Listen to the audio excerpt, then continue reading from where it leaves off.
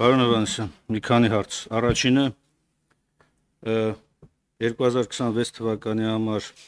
արդյոք նախատեսված է անձնական տվյալների պաշտպանության ոլորտի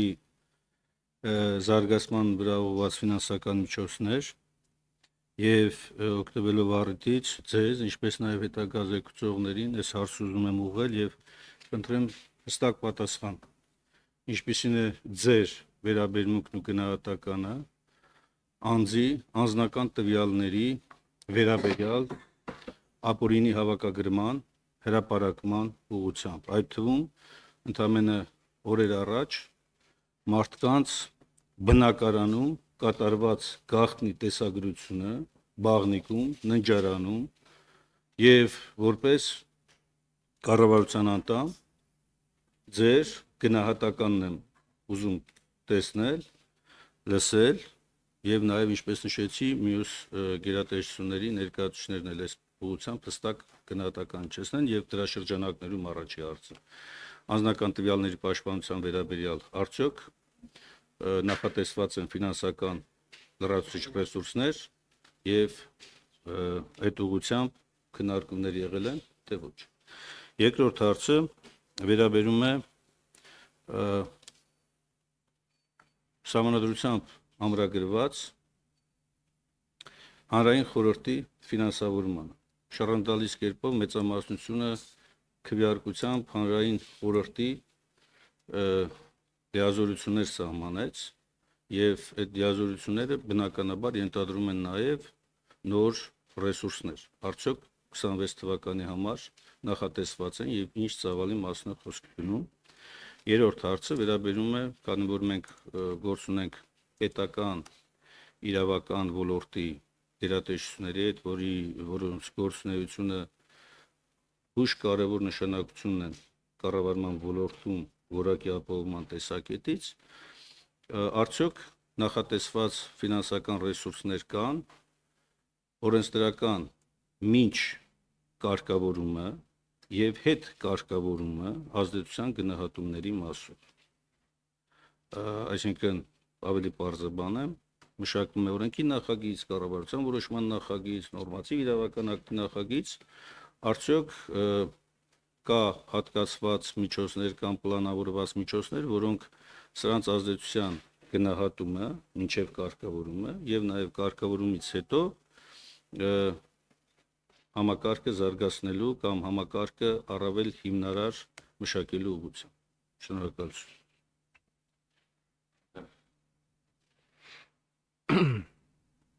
Շնորհակալություն, պարոն Մինասյան։ Առաջինը անձնական տվյալների պաշտպանության հետ կապված արդարադատության նախարարությունում այս ուղղությամբ կա առանձին մարմին,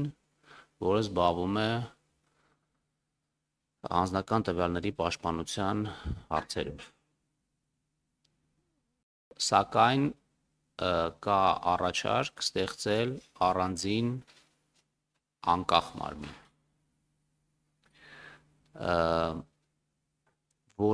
որի հետ կապված առանձին դրույթներ հենց վաղը քննարկվելու է վարչապետի գլխավորությամբ։ Եվ եթե որոշում լինի այն մասին, որ պետք է առանձին մարմին լինի, ապա դա տեղի կունենա եւ միջոցները կհատկացվեն հավելյալ։ Այս պահի դրությամբ այդ առանձին մարմնի ստեղծման համար միջոցներ նախատեսված չեն։ Ես ինչպես ցանկացած Հայաստանի Հանրապետության քաղաքացի կարծում եմ, որ անձնական տվյալները պետք է պաշտպանված լինեն եւ ապօրինի դրանց ձեռքբերումը եւ տարածումը իհարկե դատապարտելի է։ Եվ կարծում եմ, որ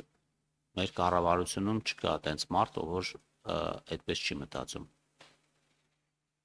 Արձագանքում եք։ Հանրային խորհրդի ֆինանսավորումը նախատեսված է վարչապետի աշխատակազմի բյուջեում եւ կարծում եմ, եթե հիմա ժամանակ չծախսեմ, պարոն Հարությունյանը կարծում եմ դրան կանդրադառնա։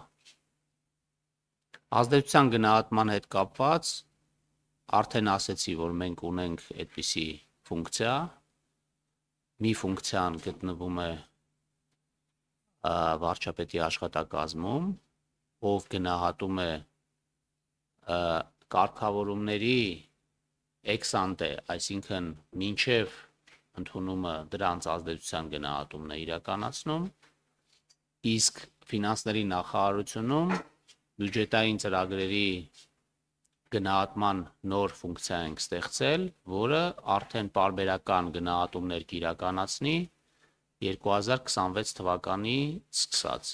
Այսինքն ես պատմում էի նրա մասին, որ վերջի 2 տարիներին մենք այստեղ մեթոդաբանություն ենք մշակել, մարդկանց կրթել ենք եւ այլն, պատրաստել ենք, որպեսզի այդ գործը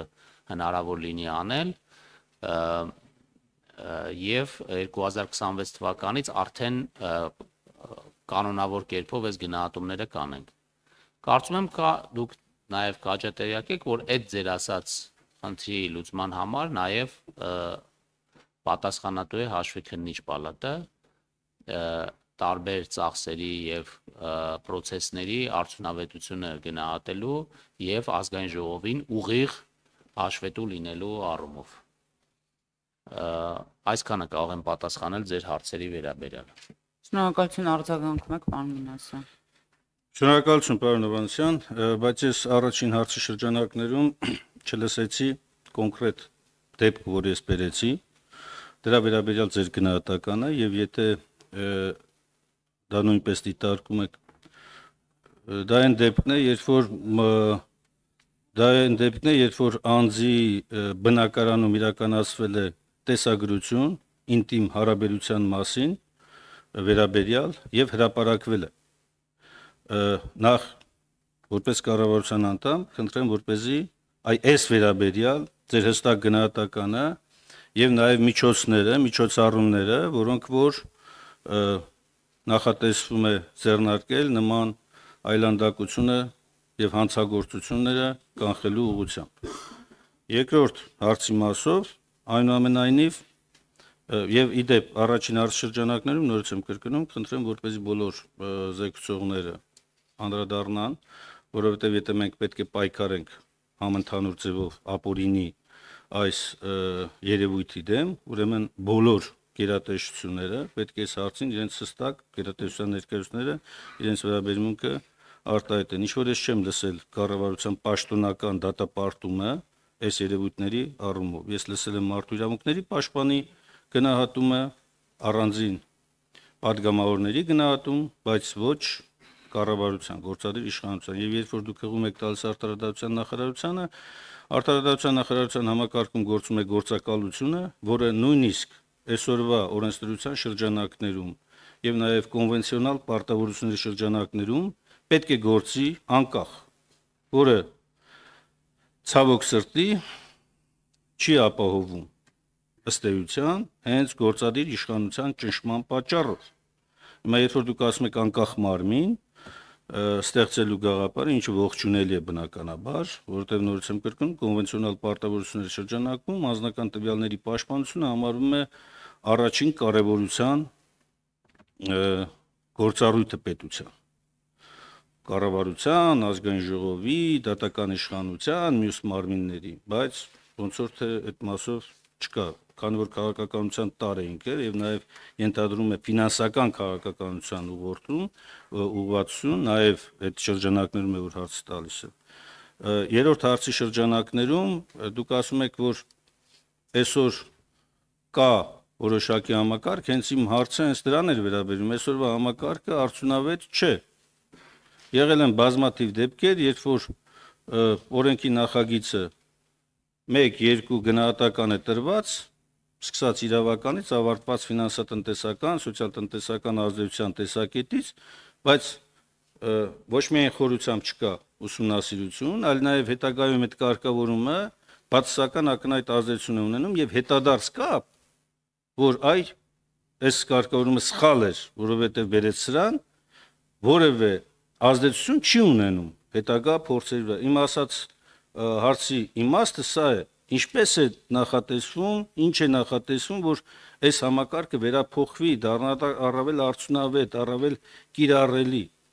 այլ ոչ թե ուղղակի ձևականության համար թուղթ սևացնելու համար գրում են դիտողություններ, առաջարկություններ չկա կամ որևէ ազդեցություն չկա կամ չեզոք է ազդեցությունը, բայց պրակտիկայում հենց սկսում է կարգավորումը, մենք տեսնում ենք, որ թե սահմանադրականության հետ կապված հարցեր են առաջանում, թե սոցիալ-տնտեսական կյանքում բացասական դրսևորումներ ունենում եւ այլն։ Իսկ մյուս մասով հուսամ վարչապետի աշխատակազմի ղեկավարը կանդրադառնա հանրային խորհրդի մասով։ Պարոն Մինասյան, ես ընդհանուր առմամբ արձագանքեցի ձեր առաջի հարցին եւ դա վերաբերվում է բոլոր դեպքերին եւ կարծում եմ Հայաստանի Հանրապետության օրենքներն էլ հստակ պաշտպանում են մարդու անձնական տվյալները եւ որևէ դեպքի առիթով չեմ կարող ես ասել, որտեղ տենց նախ չեմ մտածում, հետո դա կհակասեր Հայաստանի Հանրապետության օրենսդրությանը, որ ասեի ես օրինակ ողջունում եմ, որ ինչ որ մեկի անձնական տվյալները ինչ որ մեկը գողանում է եւ հրապարակում է։ Բնականաբար ցանկացած դեպք, այդ թվում ձեր նշած դեպքը, որին իհարկե ես մանրամասն ծանոթ չեմ, բայց իհարկե դատապարտելի է։ Մնացած մասերով կարծում եմ պարոն Հարությունյանը արձագանքի այն մասով ինչ որ ես կարող եմ արձագանքել, ես կարող եմ ասել, որ մենք ստեղծել ենք այնպիսի գործիք, որ վստահ ենք, որ արդյունավետ կերպով մեր բյուջետային ծրագրերի իրականացման արդյունավետությունը կարողանալու ենք շատ ավելի լավ գնահատել եւ առաջարկություններ ներկայացնել նրանց փոփոխության կամ կասեցման վերաբերյալ։ Եվ եթե ձեզ հետաքրքիր է, կարող ենք այդ հաշվետվությունները նաեւ ուղարկենք ազգային ժողով, որպեսզի դուք էլ ծանոթ լինեք այն ամեն ինչին, ինչ մենք անում ենք։